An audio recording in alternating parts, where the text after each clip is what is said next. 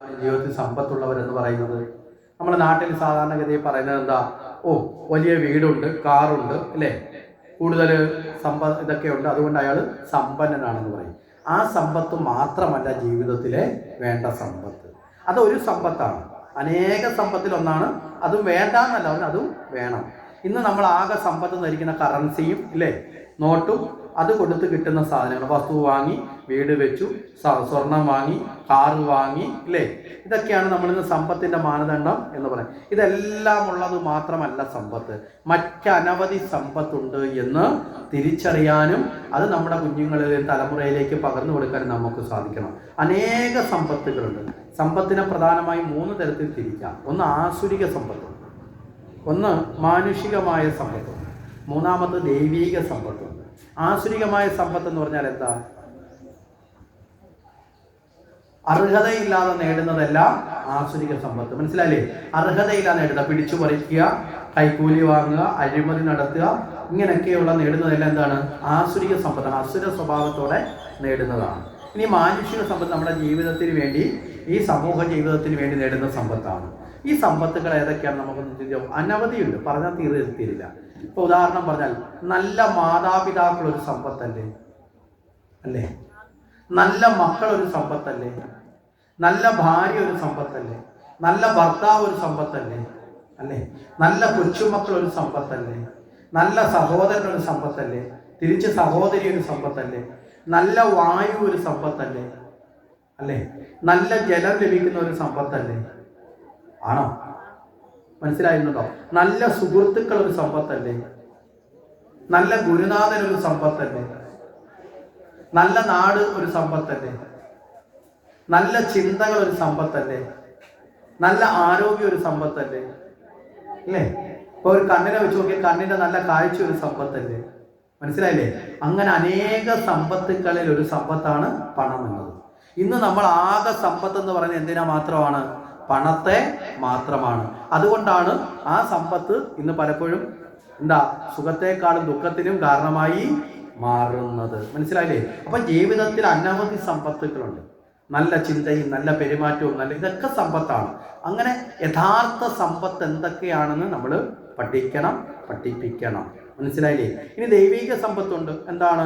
നിഷ്കാമമായി മോഹങ്ങളില്ലാതെ ചെയ്യുന്ന, മറ്റുള്ളവർക്ക് കൂടി നന്മയ്ക്ക് വേണ്ടി. അതുകൊണ്ടാണ് പണ്ട് ഒരാചാര്യൻ പറഞ്ഞത്, അവനവൻ ആത്മസുഖത്തിന് ആചരിക്കുന്നവ അപരന് സുഖത്തിനായി വരണം, മറ്റുള്ളവർക്ക് കൂടി സുഖം പകരുക. അങ്ങനെയുള്ള സമ്പത്തുകൾ അനവധിയുണ്ട്. ഈ സമ്പത്തുക്കളെ എല്ലാം ആർജിക്കാനാണ് നമ്മുടെ ജീവിതം. മനസ്സിലായില്ലേ? പണം ആർജിക്കാൻ വേണ്ടി മാത്രമല്ല. ഇന്ന് പണം ആർജിക്കുക എന്നതിലേക്ക് നമ്മൾ ചുരുങ്ങി അമിതമായി പണം ആർജിക്കുമ്പോൾ അവസാനം എന്ത് പറ്റും?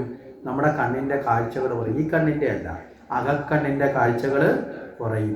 അത് അങ്ങനെ ചിന്തിക്കുമ്പോഴാണ് പണ്ട് പറയിവെറ്റ പന്തിരി കുലത്തിലെ പാക്കനാർ എന്ന് പറയപ്പെടുന്ന പാക്കനാര് പണ്ട് ആളക്കൊല്ലി എന്ന് വിളിച്ചുകൊണ്ട് ഓടിയ ചരിത്രത്തിലേക്ക് നമുക്കെത്താൻ സാധിക്കുന്ന. പാക്കനാര് ഈ കുട്ട നെയ്ത് വിൽക്കുന്ന ആളാണ്. കുട്ടയും മുറവൊക്കെ നെയ്യാൻ വേണ്ടി ഈറ ഒടിച്ചു കൊണ്ടുവന്ന് നെയ്യുന്ന കുലത്തിലാണ് ആര് ജനിച്ചത്? പാക്കനാര് വന്ന് ചേരുന്നത്.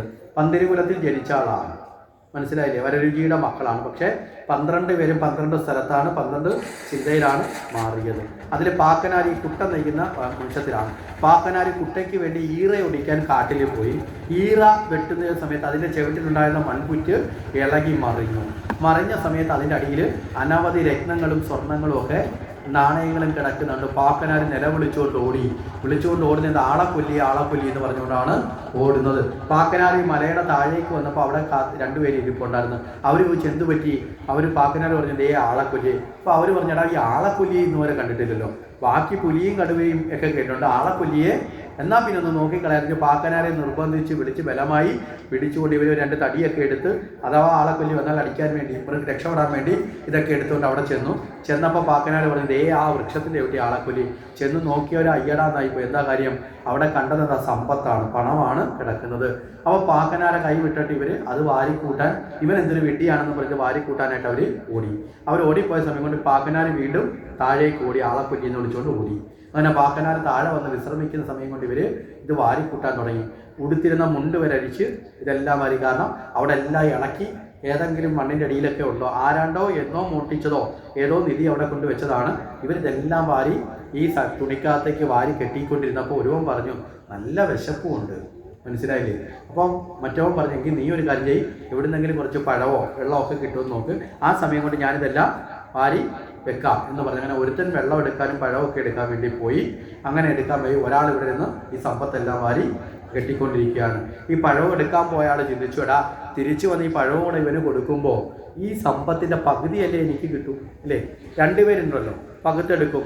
അപ്പം മുഴുവനും കിട്ടണമെന്നുള്ള ആഗ്രഹം വന്നു. ഇയാൾ എന്ത് ചെയ്തു? ഈ പഴത്തിനകത്ത് വിഷത്തിൻ്റെ ചാറ് കയറ്റി. മനസ്സിലായില്ലേ? ഈ പഴത്തിനകത്ത് വിഷത്തിൻ്റെ ചാറുകൂടെ കയറ്റി ഇയാളൊന്നും അറിയാത്ത കണക്കിത് കൊണ്ടിവിടെ വന്നു.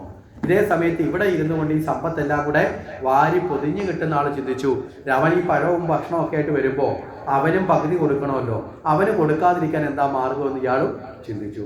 അങ്ങനെ മറ്റേ ആൾ വന്നപ്പോഴത്തേക്ക് ഈ പഴവും ഒക്കെ ആയി വന്ന ആൾ വന്നപ്പോൾ ഇയാൾ പറഞ്ഞു, നിങ്ങളിത് എല്ലാം ഞാൻ വാരി ഈ തുണിക്കകത്ത് വെച്ചിട്ടുണ്ട്, ഇതൊന്ന് കെട്ടി മുറുക്കാൻ പറഞ്ഞു. കെട്ടി ഈ ഭാണ്ഡമാക്കി മുറുക്കാൻ പറഞ്ഞു. അപ്പോഴത്തേക്ക് ഞാൻ ഈ ഭക്ഷണം കഴിക്കാമെന്ന് പറഞ്ഞു. അങ്ങനെ മറ്റവനെ ഇത് കെട്ടി മുറുക്കാൻ വേണ്ടി ഏൽപ്പിച്ചിട്ട് ഇയാൾ ഭക്ഷണം കഴിക്കുന്ന രീതിയിൽ പുറകോട്ട് മാറിയ സമയം കൊണ്ട് അയാൾ വന്നിട്ട് ചാക്ക് കെട്ടാൻ തുടങ്ങി. മനസ്സിലൊരു സന്തോഷം, അത് കഴിച്ചിട്ട് അവൻ മരിക്കും, ഇത് മുഴുവൻ ഇരിക്കുകയാണ്. എന്നൊരു ചിന്തയോടുകൂടി വന്ന് ഈ കെട്ടി മുറുക്കുന്ന സമയത്ത് മറ്റവൻ എന്ത് ചെയ്തു? പുറവിൽ കൂടെ ഒരു കല്ലെടുത്തുകൊണ്ട് വന്ന് ഇവനെ തലക്കടിച്ച് ഇവനെ കൊന്നു കഴിഞ്ഞിട്ട് കഴിഞ്ഞ് നേരെ ഈ പഴം കൊണ്ടുവന്നവനെ വധിച്ചു. ഇത് കഴിഞ്ഞ് ഇതെടുത്തുകൊണ്ട് പോകുന്നതിന് മുമ്പ് ഇത് കെട്ടി പൊതിഞ്ഞു വെച്ച ആൾ മനസ്സിൽ ചിന്തിച്ച്, എന്തായാലും ഇതെടുത്തുകൊണ്ട് പോകുമ്പോൾ ആരോഗ്യം വേണമല്ലോ, അപ്പോൾ കൊണ്ടുവന്ന ഭക്ഷണം വെറുതെ കളയണ്ട, ഭക്ഷണം കഴിച്ചിട്ട് കൊണ്ടുവന്ന് വെച്ച് ഇയാൾ പോയി ഭക്ഷണം കഴിച്ചു. ഈ വിഷമുള്ള ഭക്ഷണം കഴിച്ച് ഇയാളും മരിച്ചു. വൈകുന്നേരമായിട്ട് ഇവർ രണ്ടുപേരെയും കാണാതെ വന്നപ്പോൾ പാക്കനാർ വീണ്ടും നാട്ടുകാരെ കൂടി പാക്കനാർ അവിടെ വന്നപ്പോൾ എന്താ കാണുന്നത്? രണ്ടുപേരും മരിച്ചു കിടന്നു. അപ്പോൾ പാക്കനാർ പറഞ്ഞ വാക്ക് കറക്റ്റായില്ലേ? മനസ്സിലായില്ലേ? പാക്കനാർ പറഞ്ഞ വാക്ക് കറക്റ്റായി. അപ്പോൾ അമിതമായ ധനം വന്നു ചേരുമ്പോൾ അഹങ്കാരം വരും, നമ്മുടെ ജീവിതത്തിൻ്റെ മൂല്യങ്ങൾ നഷ്ടപ്പെടും. അർഹതയുള്ള ധനം എത്ര വേണമെങ്കിലും വരാം. അപ്പോൾ ജീവിതത്തിൽ സമ്പത്തെന്ന് പറയുമ്പോൾ അനവധി സമ്പത്തുക്കളുണ്ട് എന്ന് ഉറപ്പിക്കണം എന്ന് നമ്മൾ മനസ്സിലാക്കുക.